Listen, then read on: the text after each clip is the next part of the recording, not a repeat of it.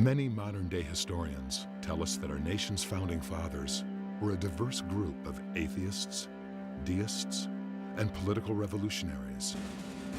So where did they find the common ground and the inspiration for the ideas that birthed the most successful nation in history? Did their faith play a role in our nation's founding ideas? Do we have, as many historians claim, a godless constitution?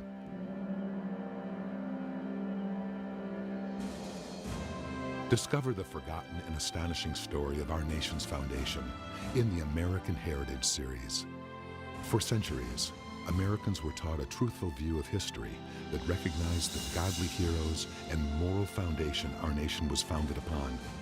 But in recent years, a new version of history has assaulted the moral and spiritual fiber of our nation, leaving the truth of our past eliminated and forgotten until today. Join historian David Barton and experience the untold story of our nation's history in the American Heritage series. In the classrooms and civil arenas of our nation today, you will find little evidence of the moral and Christian principles America was founded upon.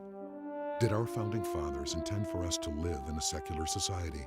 Or did the founding fathers believe that Christian principles should be at the center of our government and constitution? And what did they have to say about the separation of church and state?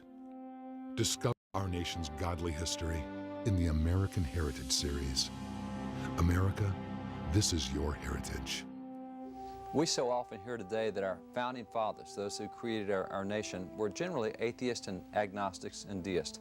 And to prove that point, folks will quickly point to Thomas Paine, Benjamin Franklin, they'll point to Thomas Jefferson and say, see, that proves our point. Doesn't prove anything. We have about 250 founding fathers. You've just selected about 3 of the founding fathers. 250. 250. Okay. When you look at founding father, and founding father is defined as someone who had a substantial impact on the birth and the establishment of America as an independent nation. So you have to go back and say, all right, there's 56 signers of the Declaration. We don't exist without that document, without those signers. Then you move forward and say, our Constitution, we have about 55 at the Constitutional Convention who framed the Constitution. We don't exist as a nation without those 55 and their work. Then you move into the first Congress and say, we don't have the nation without the Bill of Rights. That's as important as the Constitution and the Declaration. There are 90 framers who framed the Bill of Rights. That is their collective work. So there's another 90. Then you say, well, we have some folks that didn't necessarily sign any document, but they're huge. John Jay did the Federalist Papers, the original Chief Justice of the U.S. Supreme Court.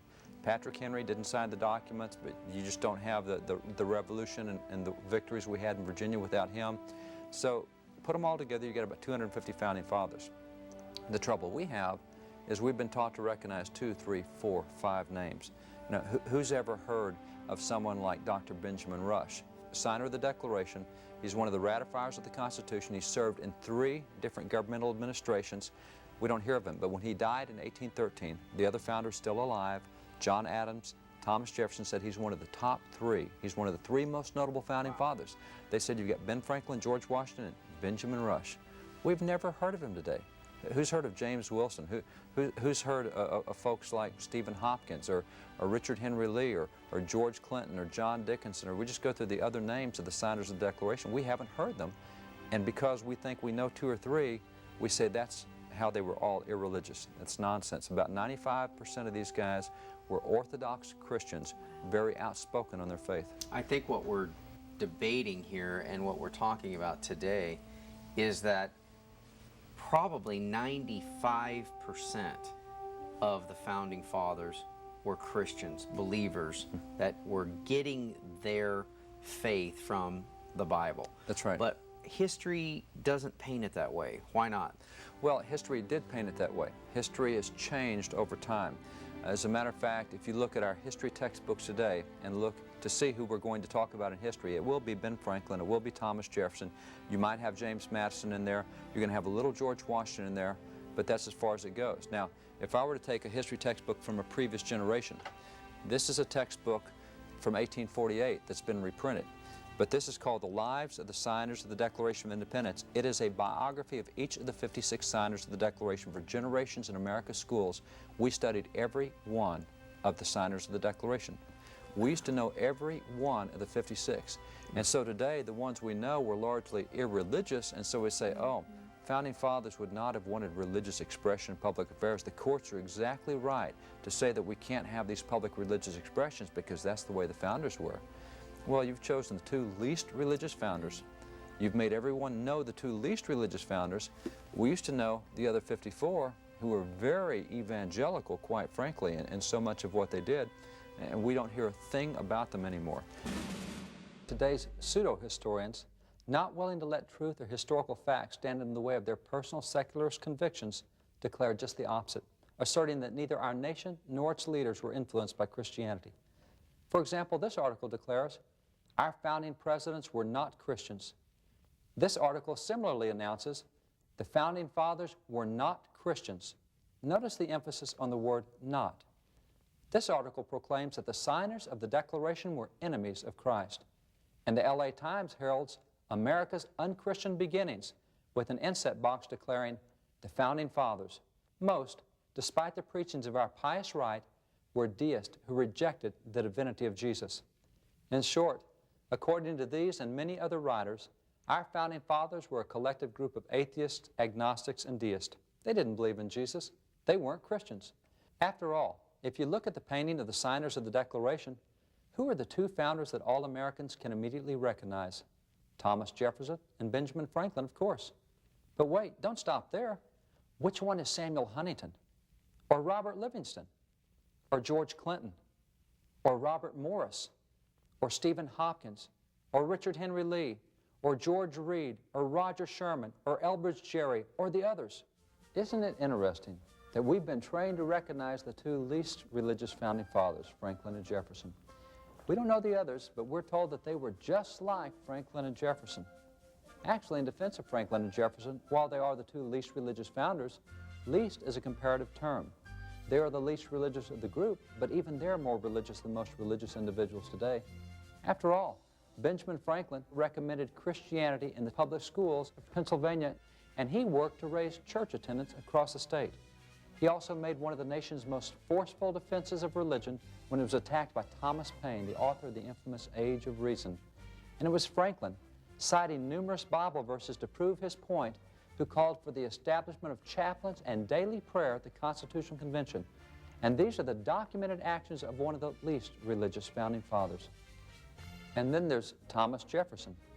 Not only did Jefferson recommend that the Great Seal of the United States depict a Bible story and include the word God in the national motto, but as president, Jefferson negotiated treaties with the Indians in which he included direct federal funding to pay for Christian missionaries to evangelize the Indians. And these treaties were ratified by the U.S. Senate. Furthermore, Jefferson closed presidential documents with the appellation, "In the year of our Lord Christ," thus invoking Jesus Christ into official government documents. Well, you know, I have a lot of fun with Thomas Jefferson and Ben Franklin because people think they know those two, but you take those two and they're clearly the least religious of the signers of the Declaration. And by using their original documents, they look like a couple of radical right, Bible-thumping evangelicals. I mean, and they're the least religious. And I'll give you a great example.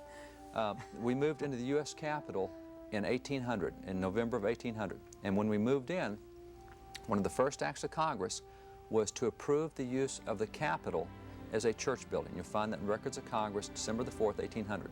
Now, who did that? Well, you had the head of the Senate and the head of the House that did that. The Speaker of the House was John Trumbull. The President of the Senate who approved that was Thomas Jefferson. Thomas Jefferson approves church in the Capitol? Yep. He went there as Vice President. He went to the church at the Capitol for 8 years as President. And as President of the United States, he's going to church, and this is recorded in all sorts of members of Congress, their records, their diaries, because they went to church at the Capitol too. Right. And so Thomas Jefferson, President of the United States, thinks, you know, I think I can help the worship services at this new church at the U.S. Capitol. And they met in the hall of the House of Representatives. So Jefferson ordered the Marine Corps band to come play the worship services in the church services at the U.S. Capitol. So your worship band is the Marine Corps band? And a pretty good worship band you had. Thomas Jefferson did. I thought he wanted separation church and state. If you read his letter on separation church and state, he said separation church and state. He makes it very clear. Separation church and state will keep the government from stopping a public religious activity. So history has basically just cited 6 examples or 5